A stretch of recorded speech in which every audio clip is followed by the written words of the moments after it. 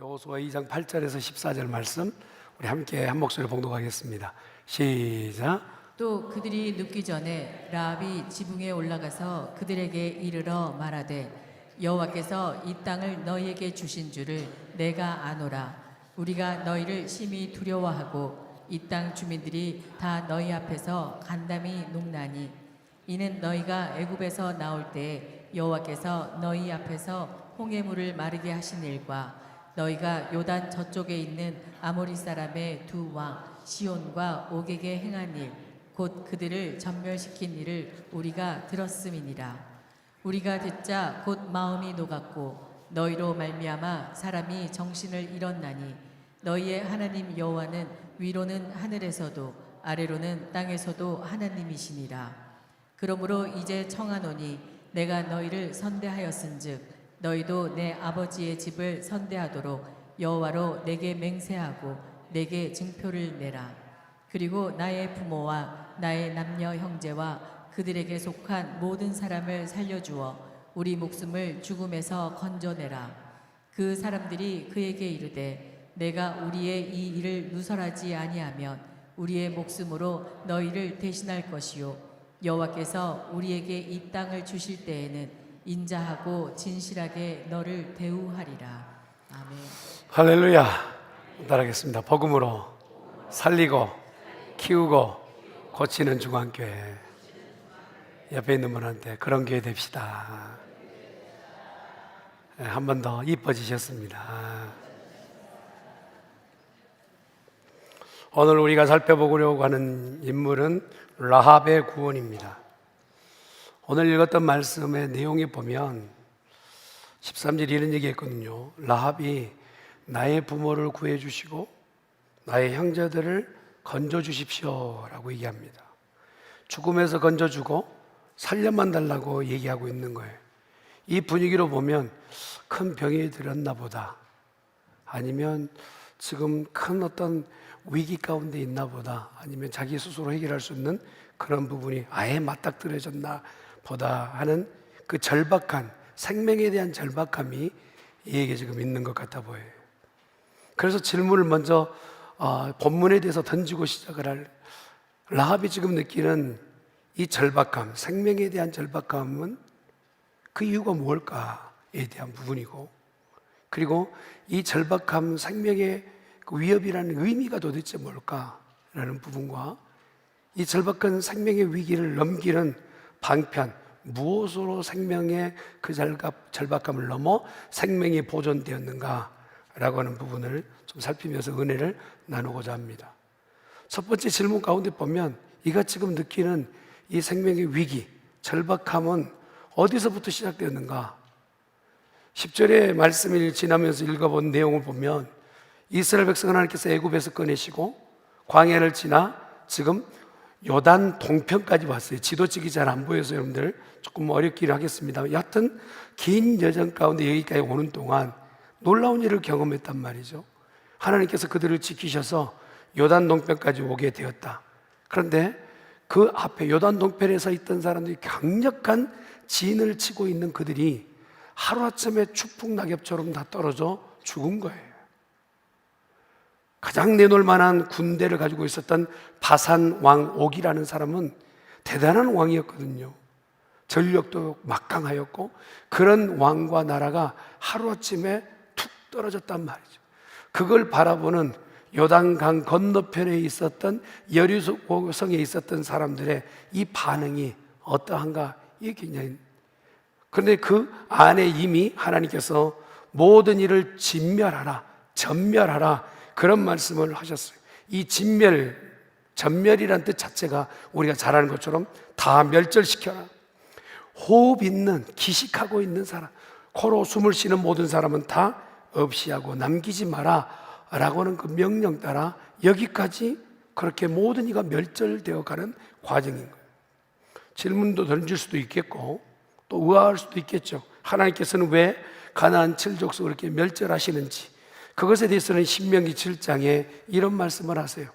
너희가 가서 살게 될 그이들과 함께 진멸치 않으면 너희는 여호와에게 등 돌리고 그리고 우상들을 섬기게 되고 그들과 결혼하게 됐을 때는 하나님은 아예 안중에도 없고 그들과 결혼하여 그들이 섬기는 신을 섬기기 때문에 그들과 접촉하지 말고 그들과 거리를 두라 말씀하신 것이죠. 그럴 때 썼던 단어가 멸절이라는 단어를 썼어요. 히브리어 원어로 보면 헤렘이라는 이 단어를 멸절이라는 단어를 썼는데 자기 가지고 있는 그 운명뿐만 아니라 자기가 피할 수 없는 이 운명에 대한 얘기까지 지금 라합은 내다보고 설명하고 그리고 지금 받아들이고 있는 것이죠. 이제 정탐꾼 둘이 가나안 땅에 들어와서 우리가 살 땅이 어떤 건지를 한번 내다보고 있는 그 과정 가운데 참 몰딱지 못하게 똑똑하지 못했던 것 같아요.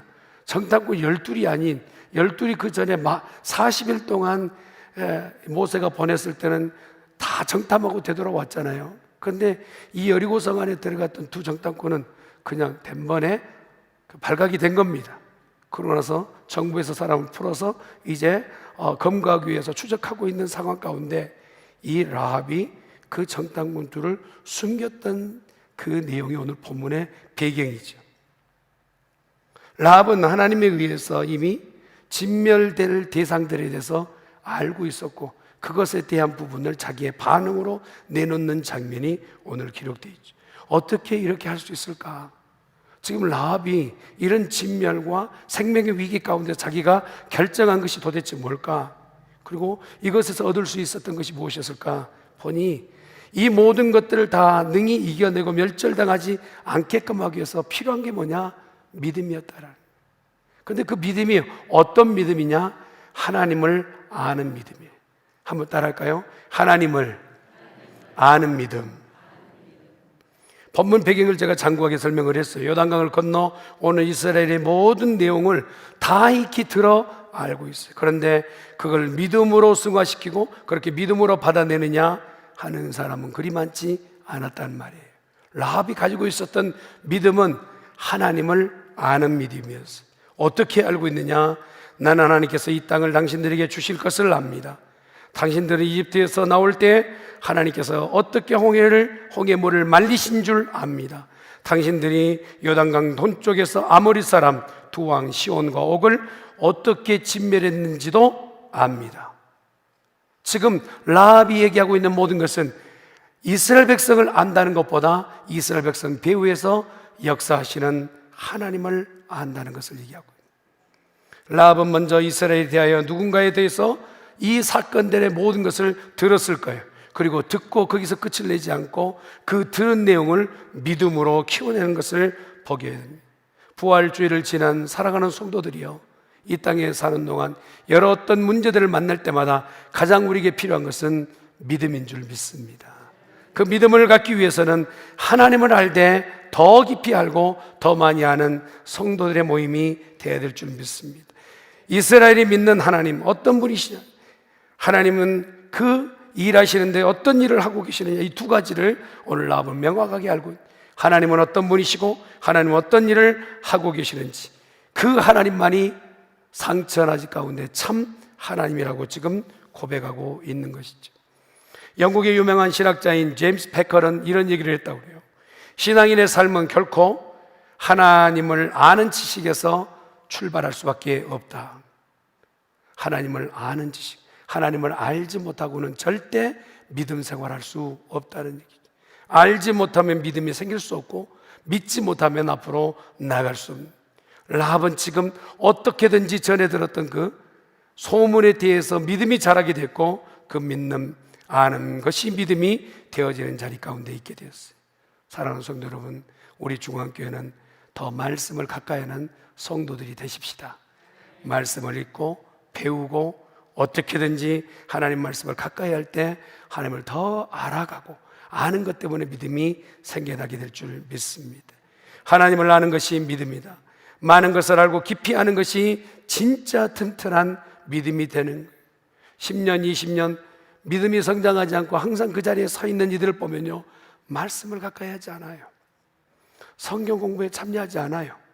뭔가 말씀을 대입하여서 내 삶의 어떤 부분을 적용하지 않아요. 그러니 믿음은 성장할 수가 없고 거기에서 계속 그냥 순회만 하고 있는 것이죠. 그러나 믿음이 성장하기 원한다면, 믿음이 더 자라기를 원한다면 하나님을 아는 자리에 나가는 성도가 되어야 된다는 것이죠.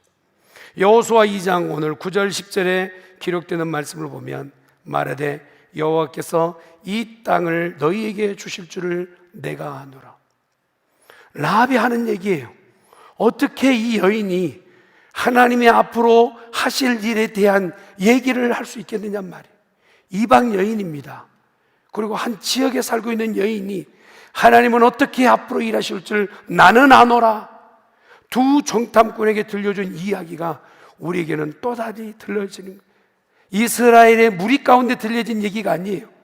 이스라엘의 공동체 가운데 설교 듣다가 듣는 얘기가 아니에요.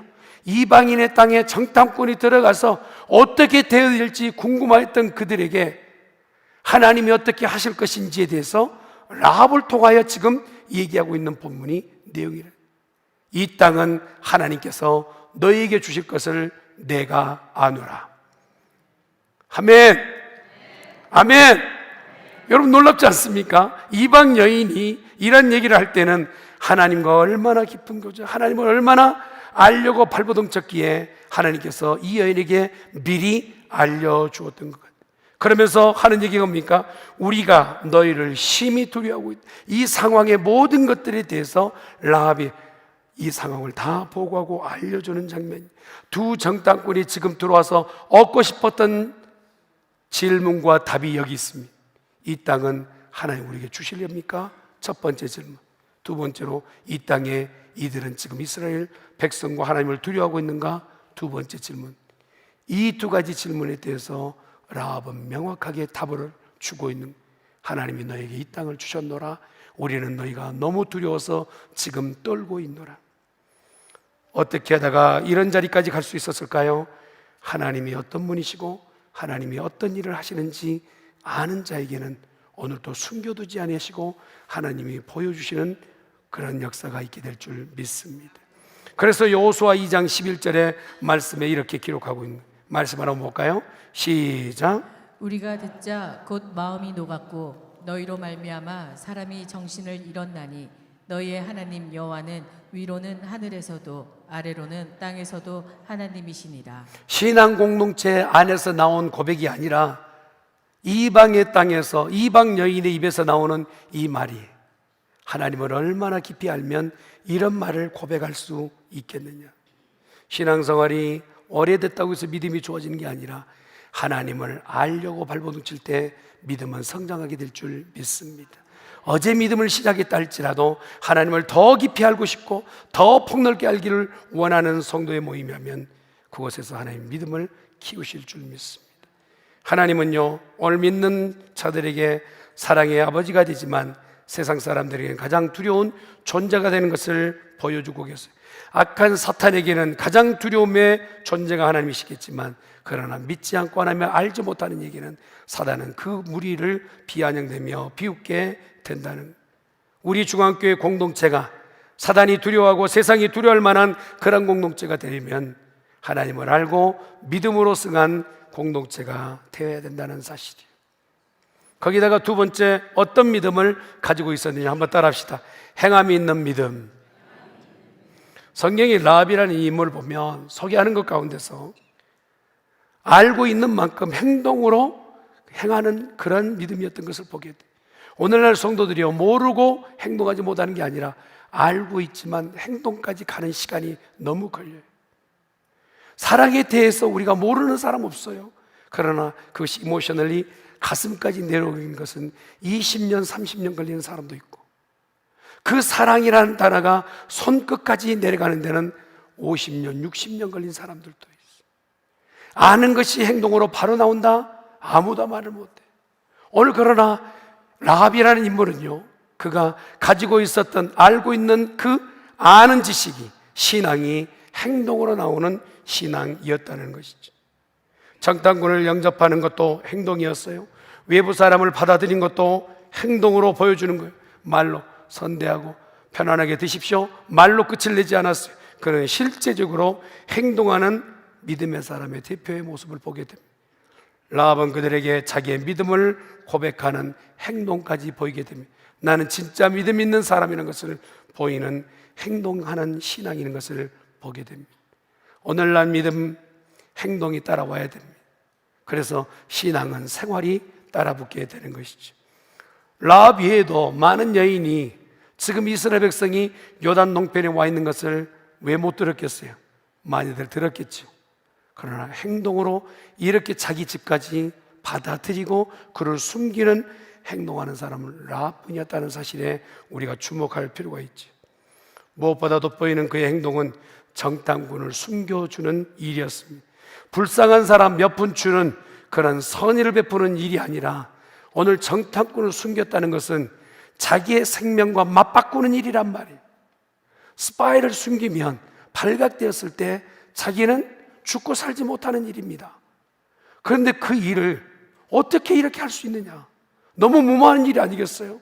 이 사람 숨겨줘서 내게 지금 유익된다 장담할 수 없는데, 그런데도 불구하고 지금 이 행동은 믿음의 결과물이라는, 여러분, 믿음 있는 사람은 행동이 따라붙게 되어 있어요.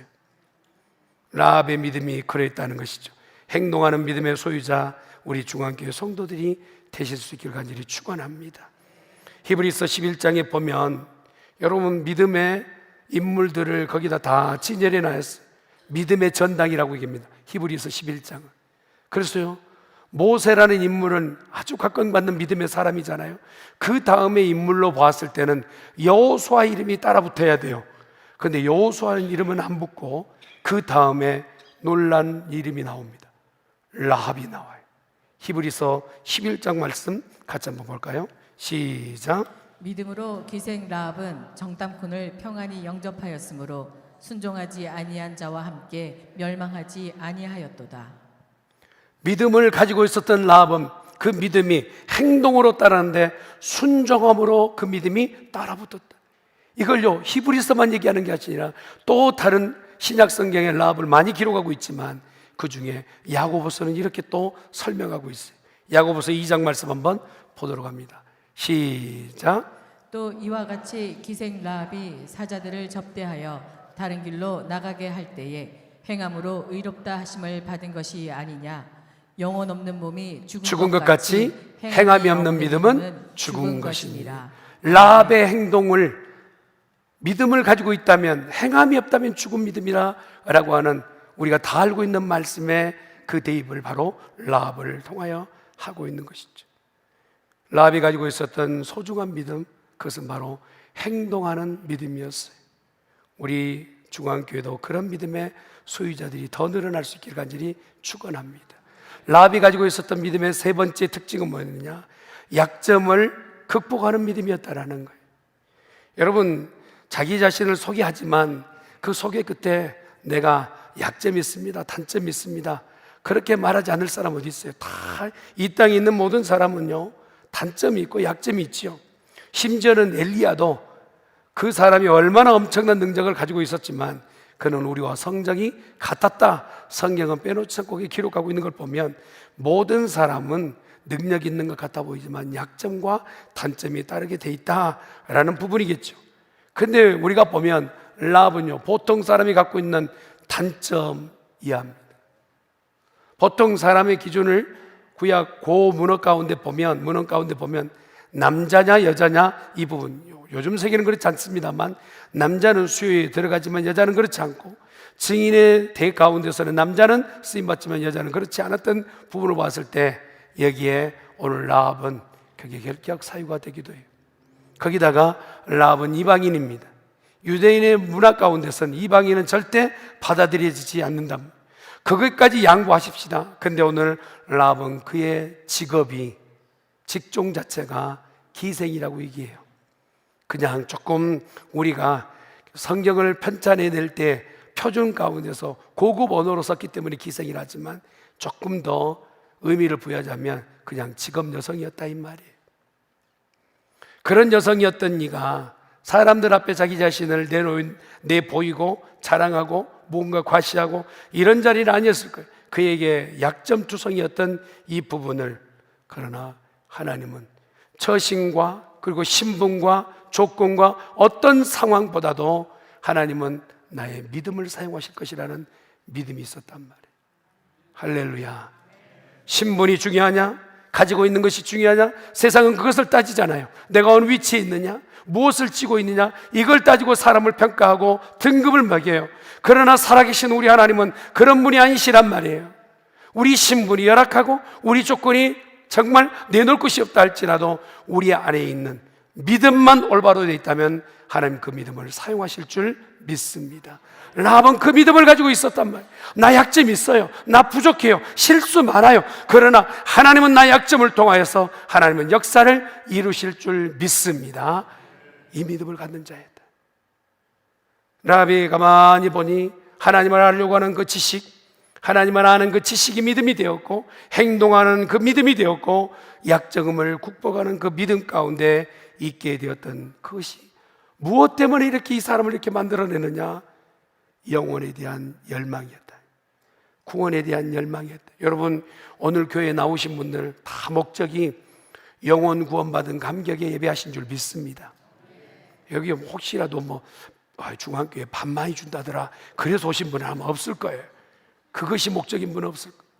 그리고 거기 가서 사업이나 조금 넓혀볼까 그런 목적은 아닐 거예요. 우리가 교회에 와서 여기에 함께 예배하는 것은요, 구령의 열망, 구원에 대한 감격을 우리가 하나님 앞에 표현하기 위해 모인 줄 믿습니다. 라합은 그런 마음이었단 말이에요. 하나님, 내가 지금 밥 먹고 사는 데는 간간히 먹고는 삽니다만, 그러나 내 안에 해결되지 않는 인생의 문제가 있단 말이에요. 먹고 사는 데는 지장이 없어. 그러나 내 안에 갈급함이 해결되지 않는 영혼의 이 헝거가 있단 말이에요. 여러분, 신약 성경에 보면 부자가 죽어 그가 갈 곳으로 가고, 가난하며 인생을 살았던 이가 죽어 또한 그가 갈 곳을 갔어요. 가난한 자의 이름은 나사로라고 얘기하고 부자는 이름도 내놓지 않았어요. 얼마나 잘 먹고 잘 살았는지 이 땅에 부러움이 없었던 이가 같이 죽어서 올라가게 되었던 곳에 거기에 가서 있어질 상황에 대해서 얘기해요. 누가복음 16장 말씀을 한번 보도록 하죠. 시작. 불러 이르되 아버지 아브라함이여 나를 긍휼히 여기사 나사로를 보내어 그 손가락 끝에 물을 찍어 내 혀를 서늘하게 하소서. 내가 이 불꽃 가운데서 괴로워하나이다. 부자는 이 땅에 사는 동안 부러움 없이 살고 그가 영혼에 대한 갈망과 갈증은 전혀 없어. 아이고 다음 세계 뭘 그런 걸 얘기해 하며 이 땅에 그냥 번지르하게 살았어요. 그러나 죽어보니 상황이 달라요. 그가 나사로를 청하여서 그 손끝에 내 혀에 한 방울의 물로 서늘게 해달라고, 그때 가서야 영혼의 갈망, 그 영혼의 헝거를 가지고 요청하지만 그때는 때가 늦은 것 아니겠어. 오늘 라합이 죽기 전에 그가 먼저 지금 간절히 소망하는 것은 뭐냐? 하나님, 이 땅에 사는 동안 하나님 나를 구원하여 주시고 나를 영생하는 삶으로 이끌어 주시옵소서.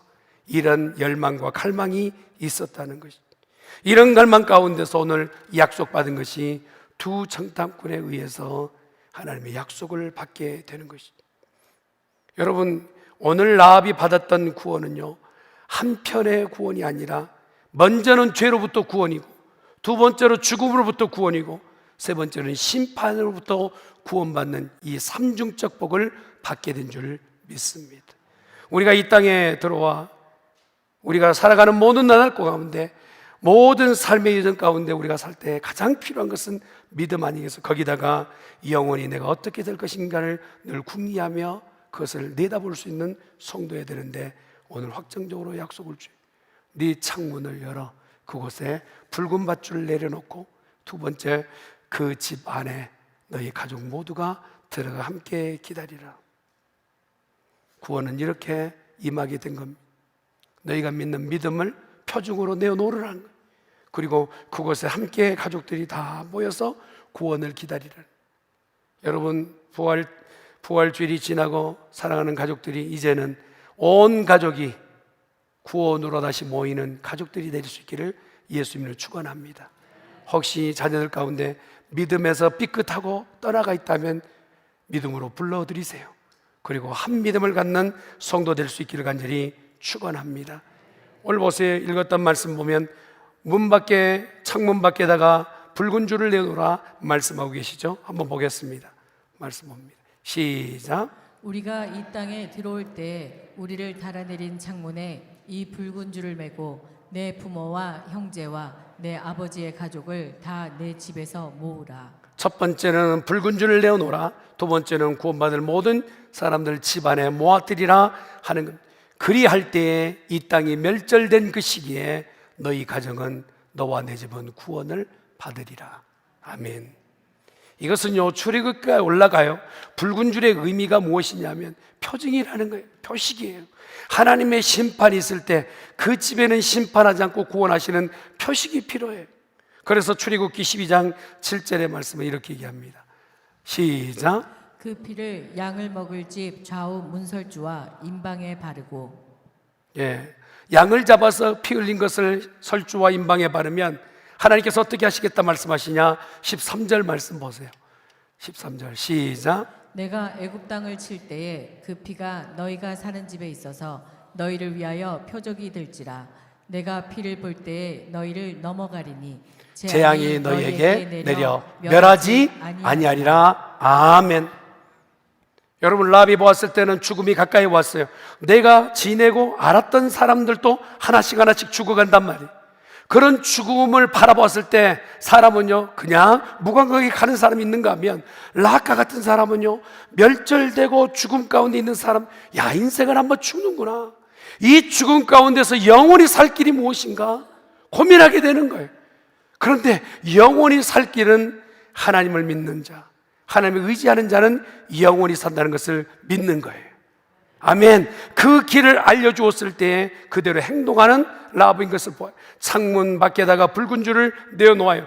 이것은 오늘날 우리에게 어떤 말씀을 얘기하느냐? 베드로전서 1장 18절 19절 이렇게 해석해요. 시작. 너희가 알거니와 너희 조상이 물려준 헛된 행실에서 대속함을 받은 것은 은이나 금같이 없어질 것으로 된 것이 아니요 오직 흠없고 점없는 어린 양 같은 그리스도의 보배로운 피로 된 것이니라. 아멘. 오늘날 우리가 내보여야 될 이 붉은 밧줄은 예수 그리스도를 내 마음에 믿는 것인 줄 믿습니다. 혹시라도 인생을 살아온 동안 급하여 그냥 분주하여 이러한 상황들에 대해서 듣지 못했다면, 사랑하는 성도들이여, 이 시간 예수님을 마음의 주로 영접하시길 간절히 축원합니다. 그러할 때 우리가 하나님 앞에 보이는 창의 문이 열릴 것이고, 우리에게서 나오는 고백이 붉은 밧줄 되어 진멸되고 멸절될 때 우리는 하나님이 살리실 줄 믿습니다. 그래서 요한복음 1장 12절에 이렇게 고백하는 겁니다. 시작. 영접하는 자, 곧 그 이름을 믿는 자들에게는 하나님의 자녀가 되는 권세를 주셨으니 이는 혈통으로나 육종으로나 사람의 뜻으로 나지 아니하고 오직 하나님께로부터 난 자들이니라. 혈통을, 도덕을, 또 내 가지고 있는 물질을, 그걸 자랑하는 것이 아니라 믿음만 자랑하게 되면 그는 하나님의 진노의 날에 구원받는 백성이 된다는 것이죠. 그래서 히브리서 아까 보았던 말씀처럼 믿음으로 기생 라합은 정탐꾼을 평안히 영접하여 그는 구원을 받았다 얘기하고 있는 것입니다. 우리의 인생의 창문에 붉은 줄이 있으십니까? 주님이 다시 오셨을 때 내보일 만한 표식을 가지고 계시나요? 누구나 피할 수 없는 죽음이 지금 도래하고 달려오고 있는데, 내가 주님, 내 인생의 창에, 내 믿음의 창에 이 붉은 줄 내놓습니다 하는 믿음의 성도들 계신가요? 저는 이곳에 모든 성도가 그러한 붉은 밧줄 내놓을 수 있기를 간절히 축원합니다. 한번 옆에 있는 분한테 말씀하십시다. 천국에서도 만납시다. 할렐루야. 이 믿음 가지고 천국까지 가는 성도들이 되어야 될 줄 믿습니다. 도덕으로 구원받는 것 아닙니다. 우리가 구원받는 것은 오직 믿음인 줄 믿습니다. 선한 행위도 아닙니다. 오늘 하나님 앞에 내 가지고 있는 믿음으로만 구원받는다면 내 믿음은 지금 안전한지, 내 믿음은 주님 앞에 문제없는 믿음인지 다시 한번 하나님을 더 깊이 알아가고 행동으로 내놓는 믿음 되어질 수 있기를 간절히 축원합니다. 이 붉은 밧줄로 오늘 라합은 그 가족 전체를 구원 얻게 했어요. 내가 가지고 있는 이 믿음 때문에 그 영향력이 어디까지 가느냐? 내 집에 드나든 모든 사람이 구원 얻는 구원의 방편이 되었다 이 말입니다. 사도행전 16장 31절 말씀이 그거죠. 같이 한번 봅니다. 시작. 이르되 주 예수를 믿으라. 그리하면 너와 내 집이 구원을 받으리라. 내가 가지고 있는 이 밧줄 때문에 주위에 있는 모든 사람까지 구원을 얻는다면 이 밧줄을 더 의미 부여하여서 내 보이는 성도가 되어야 되겠고, 거기다가 오늘 라합은 어떤 복을 받게 되느냐? 그의 기업이 축복이 되는 붉은 밧줄이 되었어요. 아까 말씀드렸지만 기생은 그 자녀를 낳아도 기생이 될 수밖에 없어요. 그런데 놀라운 것은 두 정탐꾼, 전승에 의하면 두 정탐꾼 중에 한 사람이 살몬이었어요. 그리고 그와 결혼하여 보아스를 낳아요. 그리고 나서 그 후대에 이새를 낳습니다. 그 이새는 바로 다윗의 손조예요. 그 후대에 예수 그리스도께서 나십니다.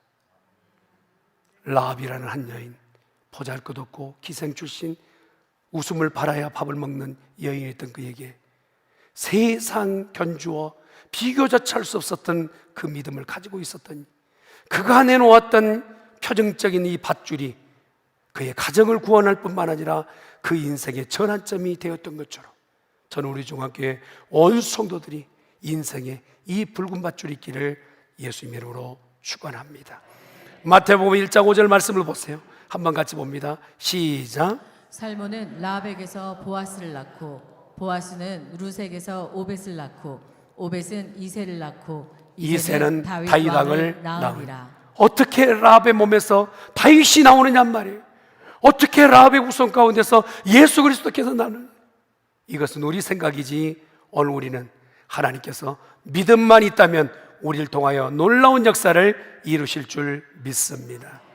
저와 여러분의 인생의 창에 오늘 곧바로 붉은 밧줄 준비하기를 간절히 축원합니다. 주 예수를 믿으라. 그리하면 너와 내 집이 구원을 얻으리라. 기도하십시다. 전능하신 여호와 하나님 아버지, 감사합니다. 이 땅에 사는 동안 환경과 여건만 탓하고 불평하고 원망할 때 인생을 그냥 많이 지나왔습니다. 그러나 오늘 우리가 가지고 있는 약점과 혼란과 또한 조건의 열악함은 라합이 보았을 때는 아무것도 아닌 것을 보게 됩니다. 그 라합을 통하여 하나님은 오늘 웅변하시듯 말씀하십니다. 하나님을 알 때 힘쓰알라, 넓게 깊이 알라, 하나님이 어떤 분이시며 하나님 어떤 역사를 이루신지 알라 하였던 것처럼 라합은 그 믿음을 가졌고, 또한 실천에 옮기는 행위가 있고 행동이 있었던 믿음이었던 것처럼, 약점을 극복하며 뛰어넘는 믿음이었던 것처럼 우리 중학교를 출입하는 온 성도가 이 믿음의 주인공들이 되게 하여 주시옵소서. 그 훗날 이제 믿음의 전당에 우리 이름이 드높이며 내가 이 믿음의 사람 보니 내 마음이 참으로 좋다 하시는 그 평가받는 우리들 되게 도와 주시옵소서. 감사하고 예수님 이름으로 기도드리옵나이다. 아멘.